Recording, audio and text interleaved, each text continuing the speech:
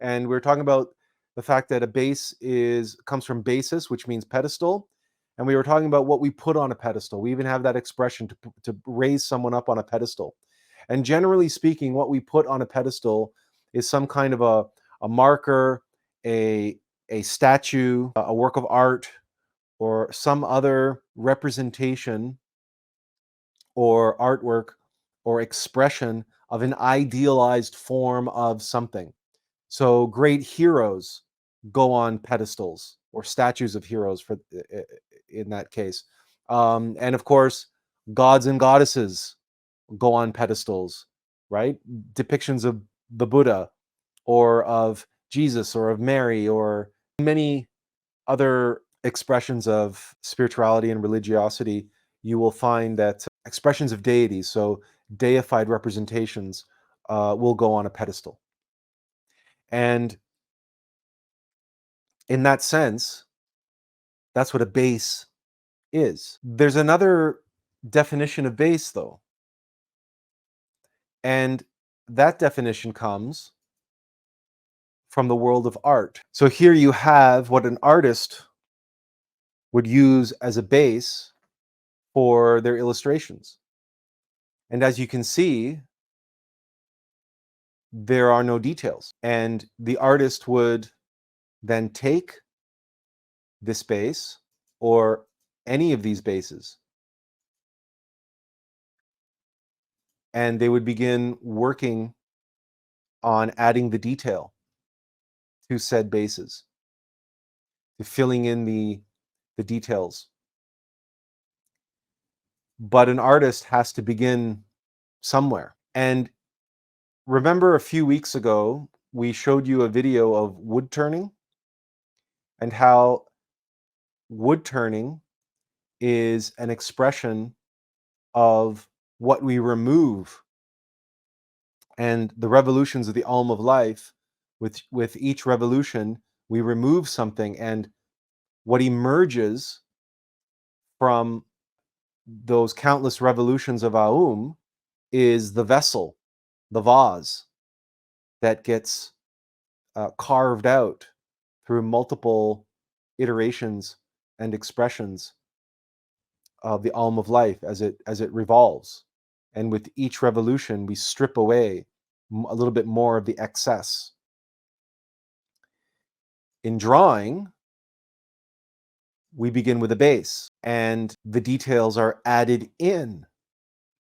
And then, of course, if there's color to be added, etc. It's kind of the reverse process of wood turning, which is a stripping away. Drawing, it's an additive process, not a subtractive process. But it's the same process in the sense of with each pass, more detail is added. And then, for example, lighting and shadow, contrast, and these various different elements that go into visual art.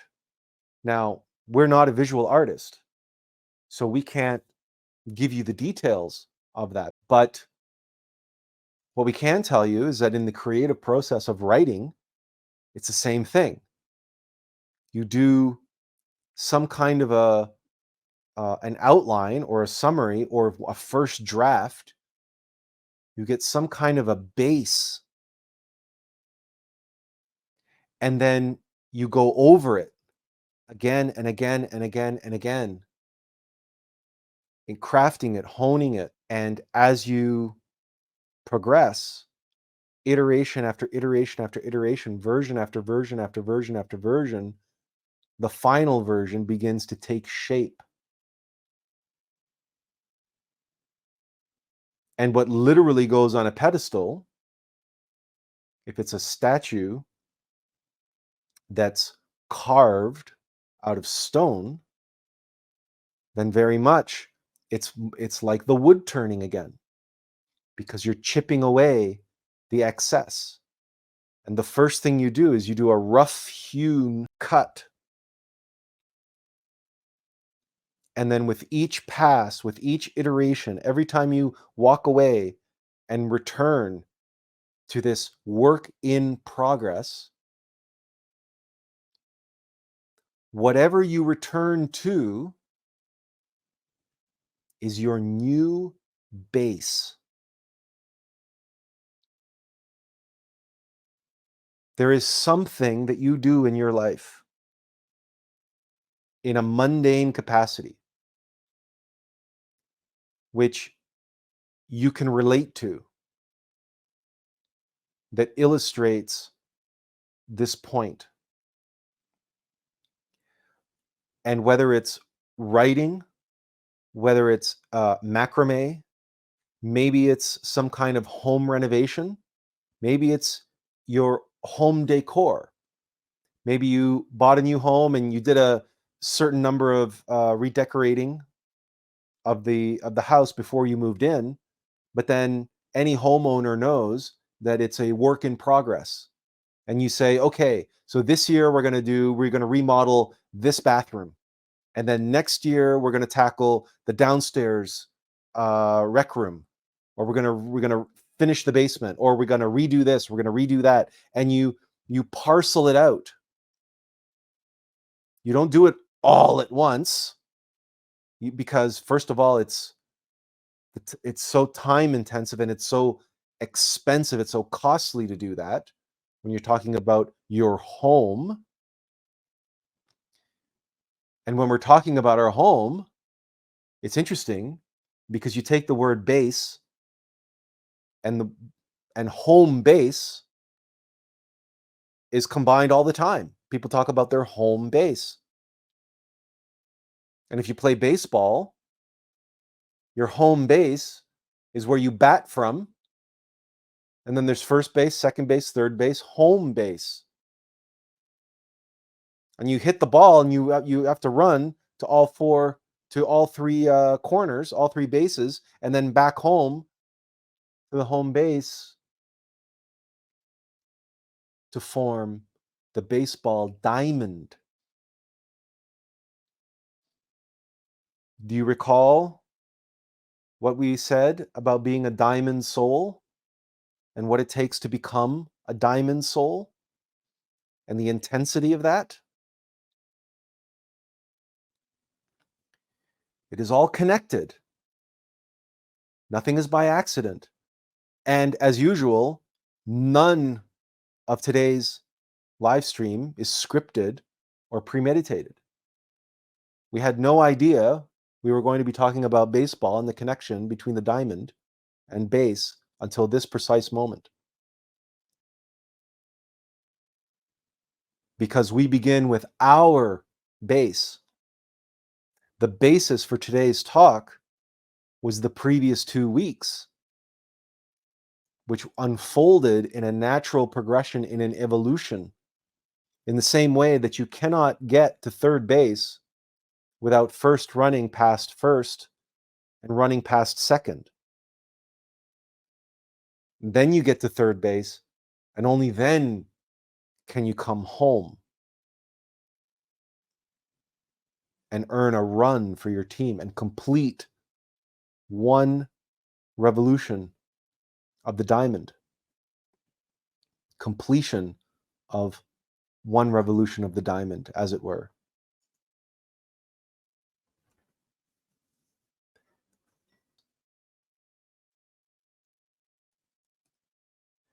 So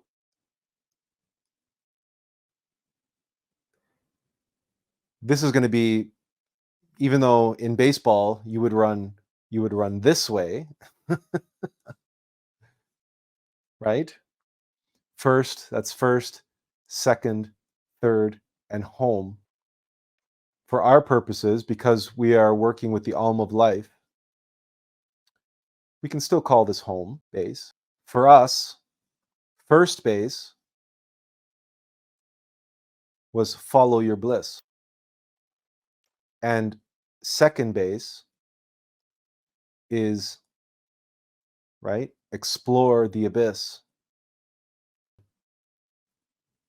You see that second base is furthest away from home base, right? That is the farthest distance you can be from home.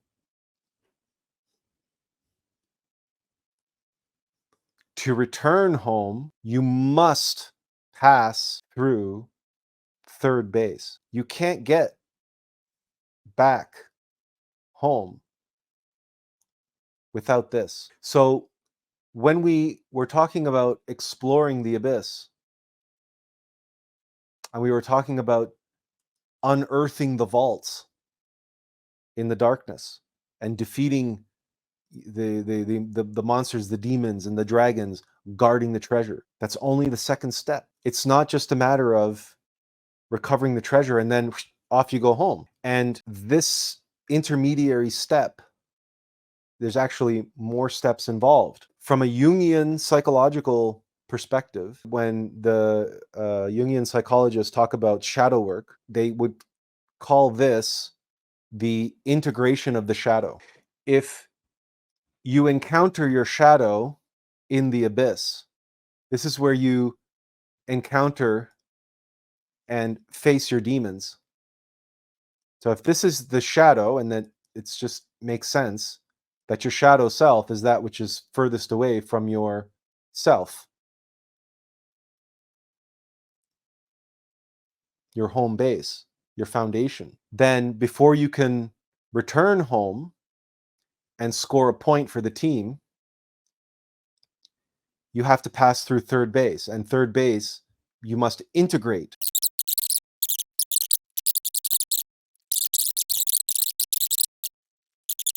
Every single revolution is this. And the whole point of this is that you descend and you return home having gotten a run in baseball. So a point.